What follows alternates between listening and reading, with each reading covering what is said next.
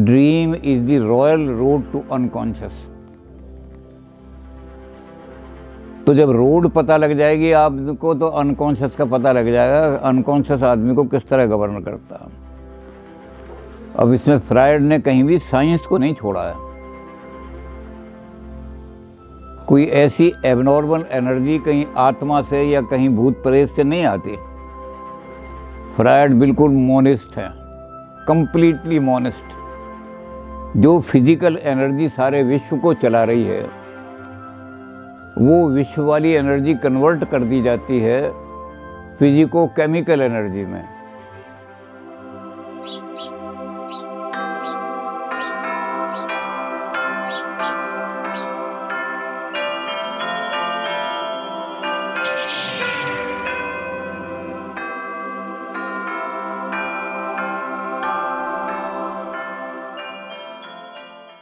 तो बारिश ने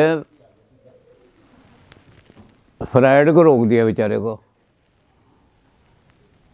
अब वो बारिश कम हो गई तो फ्रायड जी आ गए दोबारा। हम फ्रायड का कर रहे थे कि फ्रायड की बहुत बड़ी देन जो है सारी मेडिकल साइंस को, वो अनकॉन्शियस की खोज है।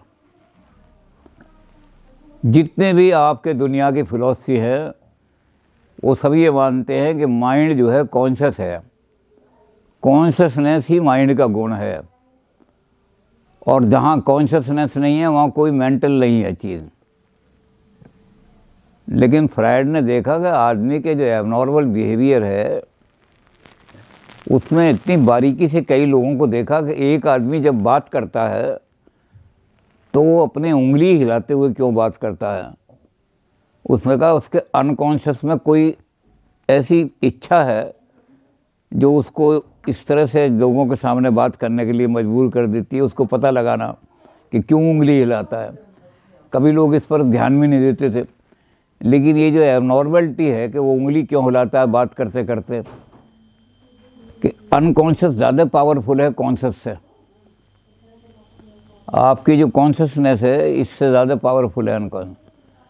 कॉन्शियसनेस जागृत अवस्था के अंदर उसको कंट्रोल किए रहती है अनकॉन्शियस को, लेकिन जागृत के बाद जैसे ही आप सोने के जाते हैं एकदम अनकॉन्शियस का राज आ जाता है। अब ये अनकॉन्शियस से इससे पहुँचे अनकॉन्शियस पे, ये फ्रायड किसी ट्रेडिशनल मेथड से नहीं पहुँचे। यानी जो अनकॉन्शियस एनर्जी है वो कोई आत्मा में से निकल के नहीं आती, क्योंकि साइंस आत्मा को मानती ही नहीं। वो कोई ऐसी भी एनर्जी नहीं है जो भूत प्रेतों की पुराने लोग मानते थे कि इसकी उंगली क्यों हिलती रहती है, कोई ऐसी शक्ति है जो इसके ऊपर सुपरनेचुरल पावर छाई हुई है जो उंगली हिलाती रहती है, कोई भूत आया हुआ है इस तरह। तो ऐसी भूत प्रेत की बात भी फ्रायड नहीं रखते। फ्रायड अपने साइंटिफिक मेथड को उस चीज़ पर लागू कर रहे हैं जो बिल्कुल इरेशनल है। अब ड्रीम में क्या होता है कि आदमी ने सपने में देखा कि एक हाथी गाड़ी के अंदर चढ़ रहा है। भाई गाड़ी के डिब्बे में हाथी कैसे चढ़ जाएगा, लेकिन ड्रीम में ये भी पॉसिबल है। तो ड्रीम जो है वो आदमी की सारी अनकॉन्शियस को खोल करके रख देते हैं। Dream is the royal road to unconscious. तो जब रोड पता लग जाएगी आपको तो अनकॉन्शियस का पता लग जाएगा, अनकॉन्शियस आदमी को किस तरह गवर्न करता है। अब इसमें फ्रायड ने कहीं भी साइंस को नहीं छोड़ा है। कोई ऐसी एबनॉर्मल एनर्जी कहीं आत्मा से या कहीं भूत प्रेत से नहीं आती। फ्रायड बिल्कुल मोनिस्ट है, कंप्लीटली मोनिस्ट। जो फिजिकल एनर्जी सारे विश्व को चला रही है वो विश्व वाली एनर्जी कन्वर्ट कर दी जाती है फिजिको केमिकल एनर्जी में। और फिजिको केमिकल बन करके बहुत सारी चीज़ों में, जैसे पेड़ है उसके अंदर फल जो हैं पकते हैं, तो फिजिको केमिकल एनर्जी कहाँ से कन्वर्ट होती है। ये फिजिकल एनर्जी तो एक सी है, लेकिन वो अलग अलग जो उसके अंदर गुण हैं पेड़ों के अंदर या बीज के अंदर, तो आम मीठा बन जाता है और वहीं इसके पास नीम कड़वा बन जाता है। आम के अंदर जो है ये ऐसी चीज़ पैदा हो जाती है जो आपको खांसी पैदा कर दे, और नीम के अंदर ऐसी हो जाती है जो खांसी का इलाज कर दे। तो ये केमिकल चीज़ों को कन्वर्ट करने वाले कोई अल्लाह भगवान या कोई नहीं है, बल्कि फिजिकल एनर्जी ही कन्वर्ट हो जाती है अंडर कुछ सर्कमस्टांसेस में, जिसको हम सीड कहते हैं या सीड की क्वालिटी कहते हैं या सीड की प्रॉपर्टी कहते हैं, वो कन्वर्ट कर देती है उससे, वो उस फिजिकल एनर्जी को फिजिको केमिकल में कन्वर्ट कर देती है। फिर ये फिजिको केमिकल एनर्जी जो है ये कन्वर्ट होकर के प्योरली केमिकल एनर्जी बन जाती है। और केमिकल एनर्जी जो है सारी नेचर के अंदर केमिकल चीज़ें, बहुत सारी चीज़ें बनती हैं। ये केमिकल एनर्जी बाद में फिर क्या होता है कि केमिकल एनर्जी को जब पर कुछ विशेष कंडीशंस मिलती हैं तो ये बायोकेमिक बन जाती है। इसी में से बायोलॉजिकल चीज़ें पैदा होने लगती हैं, केमिकल चीज़ों में से बायोलॉजिकल चीज़ें, और इस तरह से बायोलॉजिक केमो से आकर के फिर बायोलॉजिकल प्योरली बायोलॉजिकल एनर्जी बन जाती है हमारे शरीर की बायोलॉजिकली। तो जैसे फिजिक्स से और कन्वर्ट होते होते सेम एनर्जी बायोलॉजिकल एनर्जी बन जाती है, इसी तरह से बायोलॉजिकल एनर्जी कन्वर्ट होकर के भी मेंटल एनर्जी बन जाती है। अब बहुत सारे आदमी कहेंगे जी फिजिकल फ्राइड का क्या मतलब है कि हमारे शरीर में कोई बिजली चलती है, फिजिकल एनर्जी तो बिजली है और ये हमारी साइकोलॉजिकल। लेकिन फ्राइड कन्वर्शन के लॉ सारे जो हैं वो बताते हैं कि सारी साइंस यही है, सारी साइंस एक दूसरे से जुड़ी हुई है। जितनी भी साइंसेज हैं एक दूसरे से इंटरनली जुड़े हुए हैं, और इंटरनली जुड़े हुए हैं तो वही फिजिकल एनर्जी आकर के साइकोलॉजिकल मेंटल एनर्जी में कन्वर्ट हो जाती है। तो मेंटल एनर्जी कोई नई चीज़ नहीं है। फ्रायड कहते हैं कि लोग जो मेंटल एनर्जी को आत्मा आत्मा क्या कर चिल्लाते हैं, ये कोई नई चीज़ नहीं है, वही फिजिकल एनर्जी कन्वर्ट होते हैं। इसलिए फ्रायड इसको मोनिस्ट मानते हैं, अद्वैतवादी। एक ही तत्व है सारे विश्व के, वही तत्व साइकोलॉजिकल बन जाता है, वही तत्व फिजिकल बन जाता है। जब वो रिवर्ट होता है तो फिजिकल एनर्जी में कन्वर्ट हो जाता है, जब वो ऊपर बढ़ता है तो केमिकल। तो फ्रायड ने इस तरह से साइंटिफिक ढंग से एनर्जी को भी एक्सप्लेन किया कि सारी एनर्जी एक ही है। लोग क्या करते थे, सुपर नेचुरल है कुछ, कोई ओपरा आ गया, उसको हमारे यहाँ ओपरा कहते हैं, और वहाँ उसको सुपर नेचुरल इवेंट, घोस्ट वगैरह इस तरह मान के कोई ऊपर की चीज़ आ गई, ये फिजिकल चीज़ से या केमिकल चीज़ से ऊपर है, कोई ओपरा है। और जब उसको ओपरा मानोगे तो फिजिकल तरीके से तो ठीक हो नहीं सकता, उसके लिए फिर तरीके भी मैजिकल। बहुत सारे आदमी मर जाते थे सारी ज़िंदगी उसी में और ठीक नहीं होती, बहुत सारे आदमी पागल हो जाते थे। तो फ्रायड ने उस रहस्य को सारे को खोल करके रख दिया। जितना भी उन्होंने अनसाइंटिफिक एलिमेंट हमारा था, हमारे थिंकिंग का, ख़ास तौर से हमारी साइकिक एनर्जी के बारे में जितनी भी हमारी गलत धारणाएं थी, वो सारी की सारी ख़त्म हो गई जब फ्रायड ने अनकॉन्शियस की खोज की। अब इस अनकॉन्शियस को जानने के लिए हमें ड्रीम की एनालिसिस करनी पड़ती है। हम उस दिन भी कह रहे थे कि फ्रायड पहले क्या करते थे, इस चारकोट के साथ चले गए। शार्को लिखा जाता है शारकोट, पढ़ा जाता है शार्को। ये एक बहुत बड़े आदमी के पास चले गए, शार्को के, जो मेंटल बीमारियों का इलाज किया करता था। तो उससे इन्होंने हिप्नोटिज्म सीखा। हिप्नोटिज्म का हमने पहले देख ही लिया कि हिप्नोटिक ट्रांस जो है, यानी नींद, हिप्नोटाइज में आदमी सो जाता है, वो इंड्यूस तो कर देते हैं, लेकिन उसका नुकसान क्या होता है। एक तो ये है कि जो स्ट्रॉन्ग पर्सनैलिटी है वो रिफ्यूज़ कर देती है, मैं हिप्नोटाइज नहीं होती। कितनी कोशिश कर लो, हमारी आँख से आँख मिलाओ, हमारी आँख की तरफ देखो, ऐसा करो, ऐसा लग रहा है मेरे हाथ ठंडे हो रहे हैं, ऐसा लग रहा है धीरे धीरे, और वो कह देता है भाग जा, इतनी देर से मुझे तंग कर रखा है। तो ये कह देता है कि वीक पर्सनैलिटी का आदमी जो है वो वही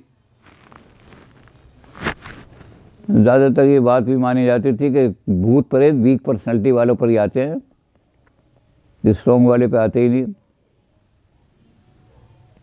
तो इसलिए ज़रूरत ही नहीं पड़ती थी स्ट्रॉन्ग वालों को हिप्नोटाइज करने की, वीक वालों को ही करते थे। लेकिन जब ड्रीम एनालिसिस होने लगी तो देखा कि हिप्नोटिज्म के जो लॉस हैं, नुकसान हैं, उनको छोड़ने ड्रीम एनालिसिस में बिल्कुल क्लियर चीज़ें हमारे सामने आ जाएंगी। क्योंकि ड्रीम में हम कुछ भी इंड्यूस नहीं करते, हिप्नोटिक ट्रांस हम इंड्यूस नहीं करते, नेचुरल तरीके से आदमी ड्रीम देख रहा है। इसमें हिप्नोटिज्म में एक और बात होती थी, जब हम हिप्नोटिक ट्रांस यानी उसको नींद में भेज देते थे, बेहोशी जिसे कहते हैं, तो बेहोशी में बताता था मैं पक्के पुल वाला पीर हूँ, एक दिन इसने मेरे पीर के पास लघु शंका की थी, मैं इसको छोड़ूंगा नहीं, इसको मार करके अपने साथ ले जाऊंगा। अब वो पीर बोल रहा है, हिप्नोटिक ट्रांस में पीर बोल रहा है। लेकिन जैसे ही ट्रांस दूर हुआ, आदमी बोल जाता था कि मैंने सोते समय क्या कहा, तो फिर उसे कहना पड़ता था तुमने पीर देखा था? फिर वो कहता हाँ हाँ दिख तो रहा था पीर। तो वो फिर इमेजिनेशन से उस कमी को पूरी करता है, जो कमी रह जाती थी उसको। और कई बार हम उसको अपनी तरफ से सजेशन कुछ इंड्यूस कर देते हैं। वो पीर जो था उसकी तो लंबी लंबी दाढ़ी होगी ना, पीर था, हाँ हाँ थी, तो लंबी दाढ़ी थी या नहीं थी हमने इंड्यूस कर दिया। तो इसलिए हिप्नोटिज्म जो थी उसमें कई बार कमियां रह जाती थी। ड्रीम एनालिसिस में ये कमियां रहने की कोई संभावना नहीं है, अगर ड्रीम एनालिसिस को अच्छी तरह से किया जाए। ड्रीम एनालिसिस में सिर्फ नुकसान ये था कि दीर्घकालिक के लंबा काल, अब आदमी को 2 दिन सपने नहीं आए तो हम इंतज़ार कर रहे हैं इसके सपना आए, उससे पूछें भाई क्या सपना आया। तो फ्रायड ने सारी बहुत लंबी चौड़ी टेक्निक बनाई है, मेडिकल मैन के लिए है वो, साइकोलॉजिस्ट के लिए, हमारे लिए नहीं है। लेकिन उसमें हमने देखा कि एक तो ये कि ड्रीम के अंदर कुछ लेटेंट कंटेंट होते हैं, कुछ मैनिफेस्ट कंटेंट होते हैं। एक आदमी सबके सामने नहीं आना चाहता तो क्या करता है, भेष बदल के आता है वो। एक साधु यहाँ बहुत बड़ा क्राइम करके भागा था, उसने हरिद्वार में जाकर दाढ़ी वाड़ी बढ़ा ली, कपड़े बदल लिए, तब वो यहाँ लोगों के सामने देखने के लिए आया। तो ड्रीम में भी ऐसा होता है कि जो इच्छाएं ऐसी होती हैं जिनको हम जनता के सामने नहीं कह सकते, वो भेष बदल के किसी ना किसी रूप में आती हैं। तो ड्रीम के अंदर 2 चीज़ें होती हैं, एक तो होते हैं लेटेंट कंटेंट, जो छुपी हुई इच्छा है, और एक होता है मैनिफेस्ट कंटेंट, जो भेष बदल करके वो इच्छा हमारे सामने आ रही है। पहले तो इन दोनों को अलग अलग करना पड़ता है, लेटेंट कंटेंट छांटना पड़ता है। लेटेंट कंटेंट छापने में बड़ी देर यूँ लग जाती है कि ड्रीम को बड़ी बारीकी से हमें लिखना पड़ता है। एक चीज़ भी अगर छूट गई तो क्या पता वही लेटेंट कंटेंट हो। तो बड़ी बारीकी से बिठा के रात तुझे क्या सपना आया, इसकी एक एक डिटेल लिखवा, वो सारी की सारी डिटेल लिखवाता है, उसको सारा रिकॉर्डिंग करके फिर एक चीज़ वो देखते हैं कौन सी चीज़ ऐसी है जो हर ड्रीम में कांस्टेंट रहती है, वही लेटेंट कंटेंट है। इसके हर ड्रीम में सांप ज़रूर दिखाई देता है,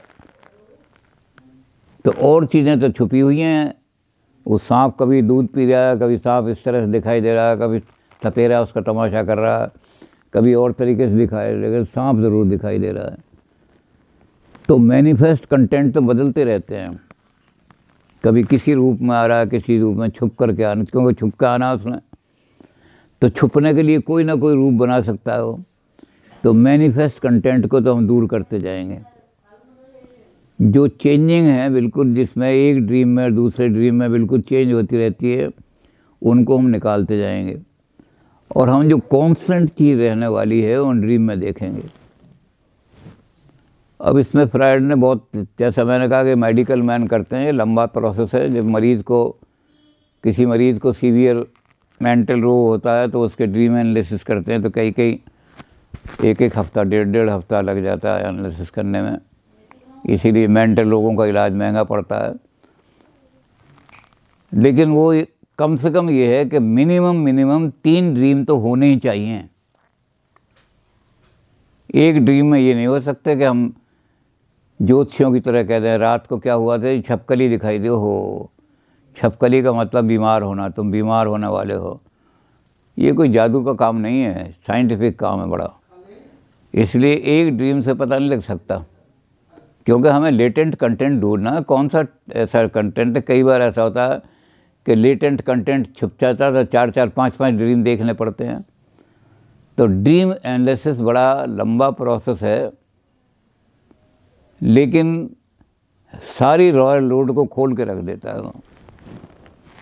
हमारे अनकॉन्शियस की सारी दबी हुई दमित इच्छाओं को वो सारा खोल करके रख देता है। फिर डॉक्टर जो है उसको पेशेंट को बताता है, और पेशेंट को अपने अंदर ही जो दबी हुई इच्छाएं हैं उनसे घृणा होने लगती है। फिर वो उनको त्यागने लगता है धीरे धीरे, और वो ठीक हो जाता है, उसकी एबनॉर्मलिटी ठीक हो जाती है। तो इसलिए ड्रीम एनालिसिस का काम, सबसे ज़रूरी काम फ्रायड ने निकाल करके दिया। अनकॉन्शियस को पहुंचने के लिए यही सबसे बड़ा रास्ता, रॉयल रोड। हर आदमी इस काम को नहीं कर सकता। हम बैठ जाएं इस काम करने के लिए तो ड्रीम को लिखते लिखते बोर हो जाएंगे हम तो, और फिर उसमें से देखेंगे कि एक चीज़ को बारीकी से नहीं लिखा तो क्या पता एक ड्रीम में जो लेटेंट कंटेंट थी वो हमसे चूक जाए। इसलिए उसकी एक डिटेल, हाँ भाई क्या दिखाई दिया, वो बाल ऐसे बना रहा था, वो बालों के अंदर कंघा चला रहा था, वो कंघे के अंदर से कुछ फूल सा गिर रहा था कंघे के अंदर से। तो एक चीज़ जब बताएगा तो कहेंगे ओहो ये फूल कॉमन आता है सब में। 5 ड्रीम हमने, इसके 4 ड्रीम देखे, और बदलती रहती हैं चीज़ें, फूल कॉमन आता है।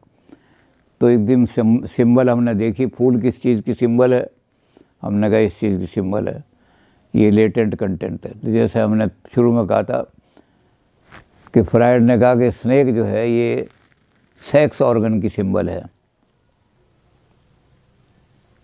तो इस तरह से फ्रायड ने सारी सिंबल लेकर के, सारी ग्रीक मैथोलॉजी से ली हैं उसने, जितनी ग्रीक माइथोलॉजी है उसमें जो सिंबल थी उन सबको लेकर के उसने ड्रीम के एनालिसिस करके और पेशेंट को देखना शुरू किया। तो बहुत बड़ा काम फ्रायड ने ड्रीम एनालिसिस के ज़रिए से अनकॉन्शियस तक पहुंचने का काम किया।